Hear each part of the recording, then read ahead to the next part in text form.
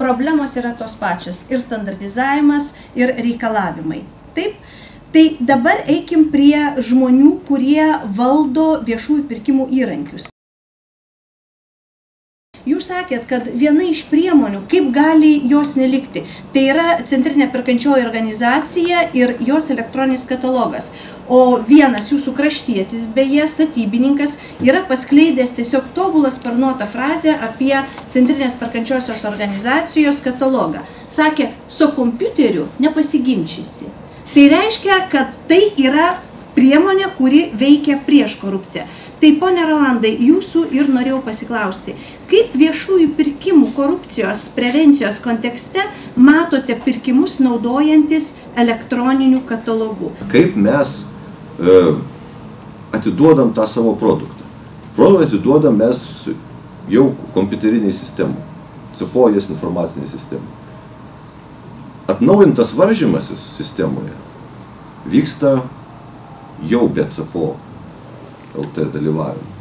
Mūsų yra misija užtikrinti, kad pati sistema veiktų ir jeigu būtų kažkokie strigimai, kitaip sakant, mes tik tada galėtume įsikišti.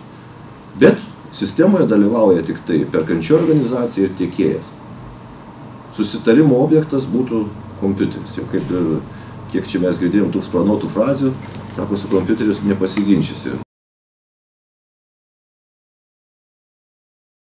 Bet kokiu atveju tai korupcija, tai yra priešinga teisė veikla. Ir jeigu mes kalbam apie patį reglamentavimą, tai, manau, ne viešieji pirkimai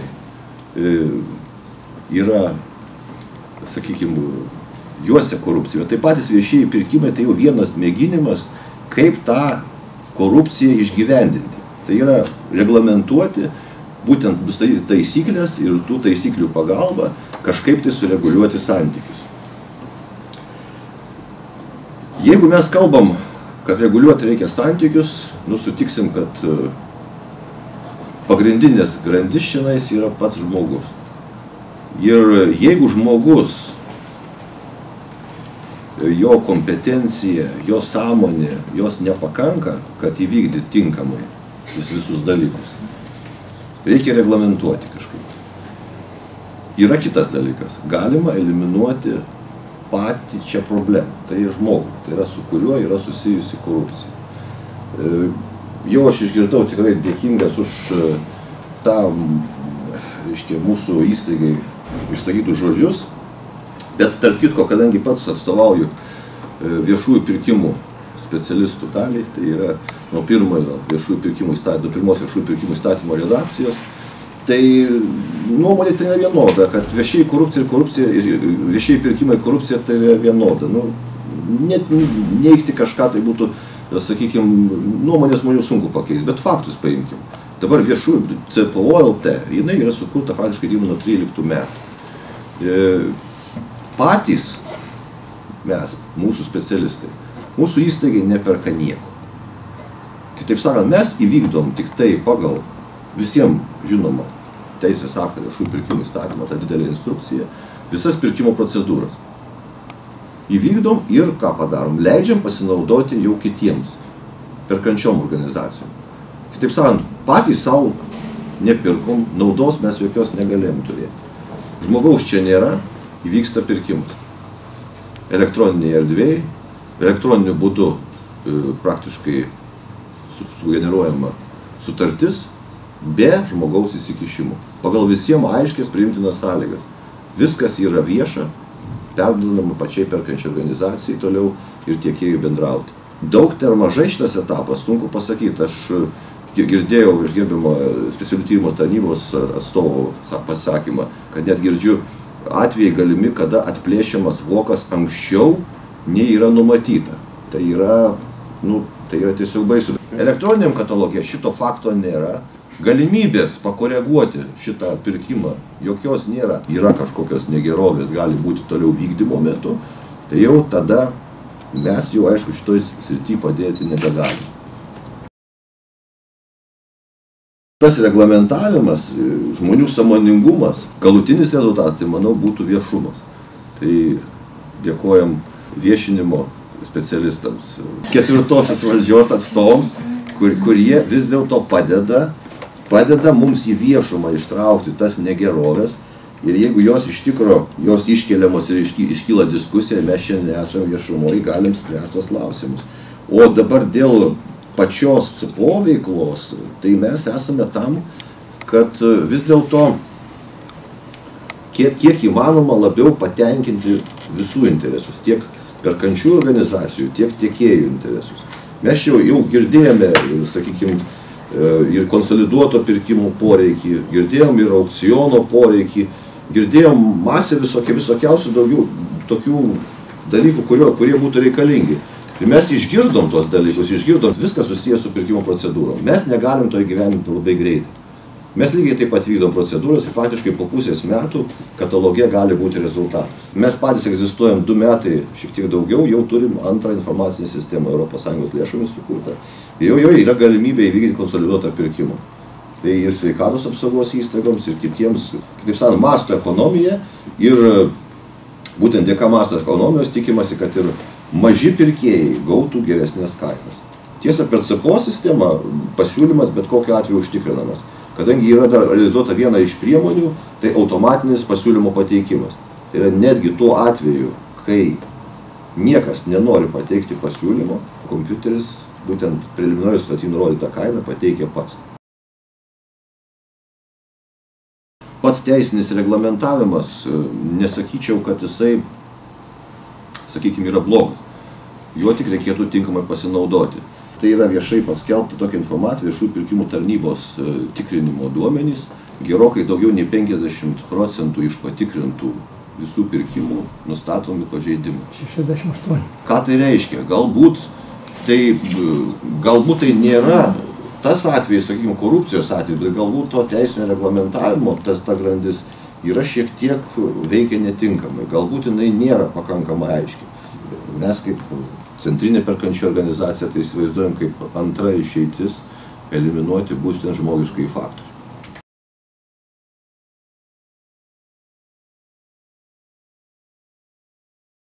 Skaidrumas, vienareikšmiškai jisai yra žymiai didesnis centralizuotai perkant. Pirkimo kaina, tokį darėm labai tokį, preliminarų skaičiavimą, bet paprasto pirkimo įvykdymo kaina yra apie 2000 eurų, ta prasme, jeigu ne per centralizuotus vykdėm, per centralizuotus 20 eurų. Ta prasme, 100 kartų paties pirkimo įvykdymo, sąnaudos darbuotojas, reiškia laikas ir panašus dalykai. Tai va, ta prasme, galim įsivaizduoti, kokiais mastais yra taupomi valstybės pinigai, perkant per CPO. Turiu omeny vien už patį pirkimą. Ir aišku, paties produkto kaina, ką ir minėjo, per mastą. Vėlgi, su įstatymo pakeitimu ateina galimybės, reiškia, skaidyti patį pirkimą, nepaprastinant pačių pirkimo procedūrų, bet pirkimą gali išskaidyti, kad būtina pirkti iš kelių rangovų pagal produktą arba tiesiog pagal dalį ir panašus dalykai. Tai ateityje šitos diskusijos tikrai bus. Bet kryptis iš tikrųjų yra ne vis tiek gera centralizavimo, nes taupymai yra labai dideli. Pačios procedūros yra gana skaidros, mes dėl jų neturim jokių pretenzijų, bet yra kas įdedama į tas procedūras, bet tas pirmas produktas, dėl kurio mes visą laiką turim problemų, tai sąlygas. Važiuojamusius netgi darom tokius seminarus po visą Lietuvą ir tikrai nagrinėjom tos klausimus, išgirstam nuomonę, pavyzdžiui, tokią, kad per CPO perkama prekė galėtų kažkokio tai būdu turėti kitokią kokybę nei pačios perkančiosios organizacijos nupirkta prekė. Klausiu oponentų, padiskutuokim tuo klausimu. Tikrai lenkiu galvą, viešųjų pirkimų specialistai gali dirbti ir kitoje įstaigoje, puikiai žino savo darbą, atliks, manau, viešųjų pirkimų procedūras tikrai neprasčiau nei centrinė perkančių organizacija. Turim atvejį, jie atliko procedūras, mes atlikom procedūras. Sakom, kur iš to nauda yra? Jūs dirbot kiek, sakykime, tarptautinis atviras konkursas faktiškai 4 mėnesiai. Mes padarėm darbą, galim pasinaudoti 2-3 dienos, jums rezultatas. Tai netgi jeigu mes nuperkam tą patį produktą, jie ir mes sutaupom būtent darbų. Kitas aspektas, sakom, kokybė. Imkim paprasčiausia visiems geriausiai suprantama gal tą kanceliarinės prekes, ko mes neprisiklausim. Ir kad rašiklis gali rašyti netgi punktyrų. Tai sakom, dabar jūs perkat patys tą patį rašiklį ir mes nuperkam tą patį rašiklį. Kaip mes elgiamės? Mes kažkaip kitaip elgiamės. Mes irgi turim techninę specifikaciją, ten parašyta, kaip jis turi spalva, storis, ten iš ko jis maždaug pagamintas, kokio tikimas jo ten dizaino, o tokie dalykai surašyti. Jūs kažką kito rašot, tą patį rašot. Čia galiu tik pasakyti, kad va, čia yra problema priėmime. Mes jau esame, mūsų tarnyba pernai biuros 3 kartus grąžino teikėjams netinkamos kokybės prekes, atvežė ne tai, ką pirkom per CPO. Matom. Tai mes turim pasižiūrėti gerai, ką mes parašėm, ar tikrai tą gavom. Tai sakau, per CPO jūs nupirksit, taip pat, sutarty parašyta viskas yra. Bet koks tas skirtumas yra CPO? Visas ta specifikacija, ne tik tai jinai yra įrašoma į sutartį jų pagrindinę, bet jinai yra viešai paskelbta kompiuterio ekrane. Ir reiškia, ją stebi ne tik tai tas pirkėjas, bet ir taip pat stebi tiekėjai. Tai yra tie patys konkurentai, kurie kartu dalyvavo ir pateko į tą laimingųjų, sakykime, eilę, kurie sudarė preliminariasias sutartis. Patikėkit, kad geriausias kontrolierius yra jie. Kaip jie vieni kitus skundžia šiai dienai. Tai tikrai įspūdį palieka. Mes gaunam tą informaciją, turim tada galimybę pagal preliminarią sutartį paimti ir patikrinti tokį netinkamą tiekėją. Tai va tas tikrinimo mechanizmas, kurį mes atliekam, ir jie, sakykime, jis yra dvigubas. Dabar trigubas mechanizmas tikrinimo, kadangi tos nuotraukos, kurios pas mus įdėtos kataloge kanceliarinių prekių, tarp kito jos yra mūsų darbuotojų pačiupinėtos. Jos iš tikrųjų įdėtos tos, kurios turi būti. Belieka tik tai pasižiūrėti, ar atvežė tą prekę, kuri parodyta. Mes turime tokią tradiciją, kad parlamentarus pasiliekame pabaigai. Ir štai dėl kokių dalykų mes norime, kad jūs išgirstumėt, kur yra, kokios yra problemos. Tokios diskusijos yra labai naudingos ir prasmingos, ypatingai parlamentarams, kurie gali išgirsti konkrečius siūlymus ir vėliau realizuoti. Na, taip, problemų yra šitoje srityje, reikia pripažinti, nes tai yra susijęs su dideliais pinigais. 14 metais viešųjų pirkimų vertė virš 5 milijardų eurų. Tai galima sakyti, tai būtų koks 1 milijardas eurų, kuris yra galbūt ne taip skaidriai, ne taip teisingai, ne taip efektyviai panaudojamas. Jeigu kalbėti pačias problemas, tai pats viešųjų pirkimų įstatymas yra keistas tikriausiai apie 40 kartų. Ir dabar, kiek žinau, Ūkio ministerija ruošia naują redakciją ir matau ir įvairiausias interesų grupės. Yra, aišku, norinčių, kad mažiau būtų tos kontrolės, mažiau būtų tų saugiklių. Reikia turėti stiprią viešųjų pirkimų tarnybą, kuri būtų kontroliuojanti, aiškiai ir sakanti savo poziciją. Jeigu kalbėti apie problematiškas tokias sritis viešųjų pirkimų, tai tikrai norėčiau skirti iš patirties, ką mes matome, tai taip yra statybų sektorius, sveikatos sritis, tas pats viešinimas ar ne, viešinimo paslaugų įsigijimas. Bet ko aš pasigendu tam tikrų sprendimų ir apibendrinimo. Kaip padaryti skaidresnį šitą procesą. Kitas dalykas, kaip padaryti, kad verslui taip pat tai būtų ne našta. Norėtųsi, aišku, ir aktyvesnės viešųjų pirkimų tarnybos tokios, reiškia, veiklos. Ir tikrai didžiausia problema tai yra sąlygų parengime ir čia jau, manau, operatyvinių institucijų yra, kaip čia, objektas. Jie norėtųsi galbūt ir tų pačių paskaičiavimų, kiek prarandama, ar ne, kokie yra padaromi nuostoliai, ar ne, per tokius, reiškia, neefektyvius noriu pabrėžti, ir neskaidrius pirkimus. Kokios tos yra schemos ir manau, kad kuo toliau, kuo visuomenė eina į priekį, tos schemos jos tobulėja ir čia mūsų institucijos teisėsauga taip pat turėtų eiti į priekį ir tą tikiuosi ir daro. Ir savo ruožtu aš taip pat irgi įsipareigoju šią temą toliau plėtoti, gvildenti ir įtikinėti savo kolegas ir galbūt teikti savo iniciatyvą tam tikras įstatymo pataisas, kad ta sistema taptų skaidresnė. CPO LT, kaip centrinė perkančioji organizacija, ji nėra vienintelė, nėra monopolistas. Kaip žinom, pagal viešųjų pirkimų įstatymą, centrinės perkančiosios organizacijos gali būti steigiamos kiekvienos ministerijos pavaldumo srityje, taip pat savivaldybių tarybų pavaldumo srityje. Kitaip sakant, tai jeigu jos turi savo centrinę perkančią organizaciją, tokiu atveju joms nėra privalomumo pirkti per centrinę perkančią organizaciją, tokia kaip mes esame, mes atstovaujam visos Lietuvos. Kiek tokių yra, galima pasitarauti jūs? Aiškiai, kadangi dalyvau Vidaus reikalų ministerijos centrinės perkančios organizacijos kūrime, tai ten turto valdymo ūkio departamentas prie vidaus reikalų ministerijos yra viena centrinė perkančio organizacija, man tai yra žinoma Kauno savivaldybės centrinė perkančio organizacija. Tai man yra žinomos tos, bet jos šiai dienai perka taip pat per CPO.lt katalogą. Jūs pasakėte tam tikrus konkrečius dalykus, ką reikėtų keisti. Tai mes dabar pasinaudokim, kad galime parlamentarę, kuri pažadėjo, kad neš toliau į parlamentą šitą žinią, šitą informaciją, pabandykim jai suformuluoti. Man turbūt pakankamai sunku pageidauti kažko tai iš Seimo, kad pageidautų dar iš mūsų. Aišku, laukiam šitų pastebėjimų Seime ir konstruktyvių pastebėjimų, logiškų pastebėjimų, įgyvendinamų pastebėjimų trumpų periodų, o ne reikalaujančių vėlgi kažkokių tai papildomų ilgų analizių, kur turbūt nereikėtų stabdyti einančių įstatymo jau šiandien. Aš minėjau jau tą pavyzdį dėl vaistų, nes sveikatos apsaugos ministrė buvo atsidūrusi. Yra keblioj padėty, nes lygtai jeigu priimtų pirkimą, nurodydama, kad pirkti va štai tą biologinį vaistą, nežiūrint tik tai, kad laimės konkursą pats pigiausias, lygtai pažeistų viešųjų pirkimų įstatymą. Kad galbūt įrašyti tam tikrą nuostatą, kuri leistų tokiais atvejais. Aš bijau dabar ją konkrečiai vardinti, bet aš apie šitą problemą tikrai ministrė tą žino, informuosiu ir paprašysiu, kad, taip sakant, yra toks pageidavimas, kad pateikti ir yra tokia galimybė, kad galbūt atsistos tokia nuostata, kuri leistų sveikatos apsaugai įstaigoms pirkti tam tikrus vaistus, sakysime, per CPO, kuriuos panaudoti, kam jau buvo pradėtas kursas, kad būtų tęsiamas ir toliau tie patys vaistai, nors jie bus brangesni. Jaučiu tą, ko yra poreikis.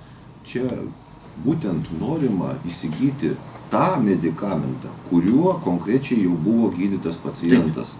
Kad jei būtent tokio reikia ir kitų jo pakeisti negalima. Būtų galimybė išskirti ir tokį medikamentą įsigyti būtent tokį, o ne kitokį. Tai yra ne pagal mažiausią kainą, o būtent pagal konkretų pavadinimą. Turim savo tokį pasiūlymą, mes galim pasiūlyti alternatyvų katalogą ir, reiškia, tam pacientui, kuriam yra poreikis įsigyti tokį medikamentą konkretaus pavadinimu, sukurti katalogą, kuriame galėtų įsipirkti nesivadovaujant viešųjų pirkimų įstatymų nuostatų. Diskusijose, kuriant šitą projektą, reiškia, dalyvavo mūsų teisininkas asociacijos ir prezidentas, buvo išklausyta, bet tikrai nebuvo išgirsta. Ir prašymas yra kviesti mūsų asociacijos prezidentą, teisininką, kuris galėtų išsakyti tas mintis, kurios buvo diskutuotos ūkio ministerijoje, bet nebuvo priimtos.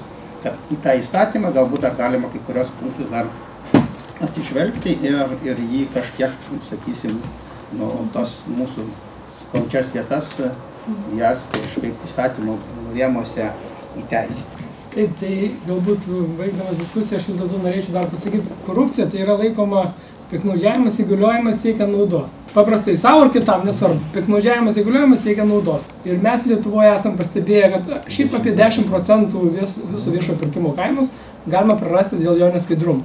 Tai šiai dienai viešųjų pirkimų tarnyba jau baigė tikrai rengti šakinę korupcijos prevencijos viešuose pirkimuose programą.